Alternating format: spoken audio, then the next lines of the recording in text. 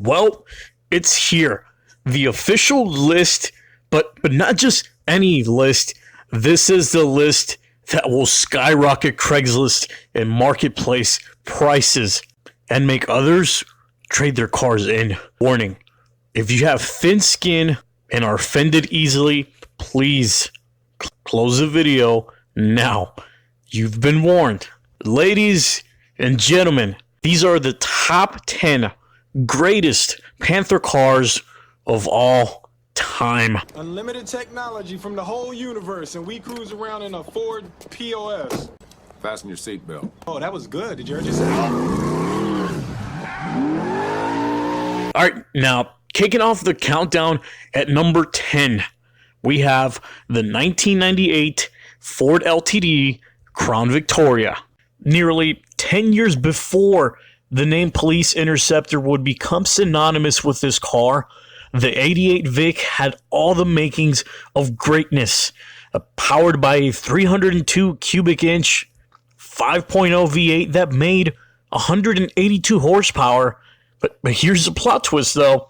The police version of this Vic, also known as a P72, was the only version of the box Vic that was optioned with a 5.8 liter V8. The same 5.8 that will later be used in the early Ford SVT Lightning trucks.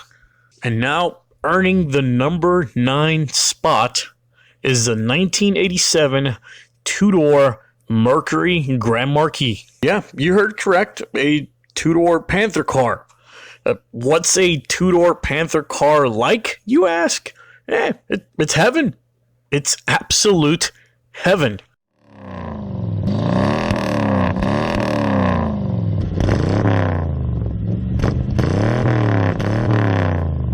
See, it's still keeping the interior room of a four-door car, but with the neck-breaking looks of a two-door coupe. The 87 Merc was a lot fancier than the bare-bones Vic, also coming equipped with an EFI version of Ford's 5.0. What this big cat lacked in horsepower, it made up in torque. Nearly 300 foot-pounds of it. And now cruising on in at number 8 is the 1987 Lincoln Town Car. In the late 80s, when it came to luxury and style, there was one Panther to rule them all. The 87 Lincoln Town Car was a boss's car. Men who owned this car didn't drive it. No. They had chauffeurs driving for them. Hands down, having one of the smoothest rides of the late 80s and every luxury option in the book. The 87 Town Car was unmatched. Not only was it powered by the same torque monster Ford 302, but it was also one of the last years where they came with a standard suspension rather than the freaking fail-prone air ride suspension of later Lincolns.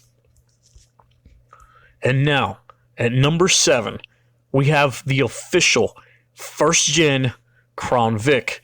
You see, this was when the LTD name was dropped and the Crown Victoria finally became its own car. Speaking of first, this gen Crown Vic was also the first to introduce the P71 police package, and whether you believe it or not, that one letter and two numbers would lay the groundwork for every cop car to ever exist. That's because this generation of P71 was the first to introduce police-only options such as upgraded suspension, engine cooling systems, and the infamous police ECU tuning, which also gave birth to the good old cop chip term. And now, at number 6, we have the 1998 to 2011 Crown Victoria Police Interceptor. Hands down, one of the most feared and recognizable cars in the history of mankind. This car is as recognizable worldwide as Coke and McDonald's is. Let there be no confusion. This is the cop car.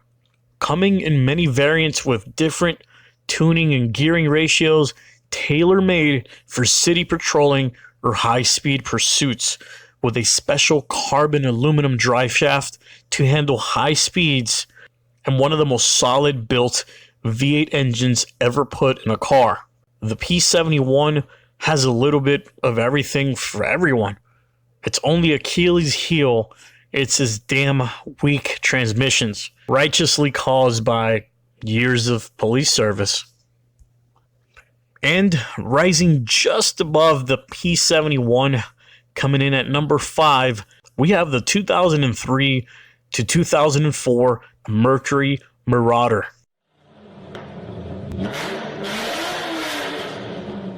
Powered by a Mustang Mach 1 engine, pound for pound, this was the fastest production Panther ever made. With 302 horsepower and a suspension borrowed from the police Interceptor, the only flaw the Marauder ever had was weak pistons. The only reason it's not further down in the countdown is because of its high maintenance cost, which is a must for a top Panther car. And now, at number 4, here's a car with good affordable maintenance costs. The 2006 to 2011 Mercury Grand Marquis came with a powerful, reliable V8, luxurious interior, and is one of the proudest cars you can loudly claim was granny owned. These Panthers came with excellent maintenance track records, and what they lacked in performance and speed, they more than made up with comfort, reliability, and longevity. Oh man, it's getting close. Coming in at number 3, one of the most underrated Panther cars of all time. The 1998 to 2011 Lincoln Town Car. If the Grand Marquis had the honor of being driven by grannies, the Lincoln Town Cars were driven by presidents. V8, check. One of the safest crash test ratings of any car in the mid-2000s? Yeah, even better than the Interceptor? Check. Luxurious interior? Check. Durable and reliable? Check and check. Honestly, the only reason this Panther isn't at number 2 is because of its fail-prone rear airbags.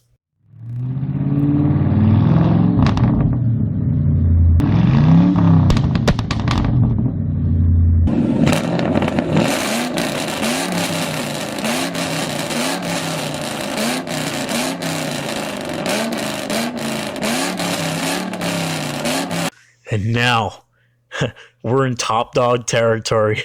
Coming in at number 2, we have the 2002 to 2007 Crown Victoria LX Sport.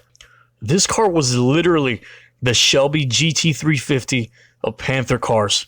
It had the Mercury Marauder drivetrain and suspension before the Marauder was even produced. It also had the benefit of having the same luxurious interior of the Mercury Grand Marquis, and it was powered by a tuned 4.6 liter V8 that was geared more towards handling with better shift points and gearing. These bad boys flew under everyone's radar and can still be found for dirt cheap prices. And now, for the best Panther car ever made, coming in at number 1, it's the Crown Victoria P71 Street Appearance Package, also known as SAP. Yes, you heard me right. A P71 dressed as a civilian Crown Vic. It's a literal embodiment of a wolf in sheep's clothing. The Crown Vic P71 SAP was made with one purpose, and that's stealth. Usually given to detectives or those alphabet agencies such as the FBI, CIA, and the DEA. The SAP Crown Vic came with the same suspension, gearing, and tuning as a P71. However, it retained all the quote-unquote civilian Vic features such as chrome trim, also including the grille, rather than the blacked-out trim of the normal police Interceptor. It also had regular hubcaps, super rare rear amber turn signals, and a police Interceptor badge delete that was replaced with Crown Victoria instead. Oh, these guys are bad. The P71 SAP was a truly sinister car. It received the highest level of maintenance with the lowest level of abuse. It's also the rarest Panther on this list, right under the two-door Merc. With the performance of an Interceptor, the reliability and upkeep and looks of a Grand Marquis, the P71 SAP is truly Superman disguised as Clark Kent. If you guys have your own order, if you guys have your own list, write it down. Comment section down below. I want to hear what you guys think are the top 10 Panther cars. Let me see you guys order. Either way, it's your boy Mr. Random. Take it easy. Get out your tailcoat, man. Get out your tailcoat.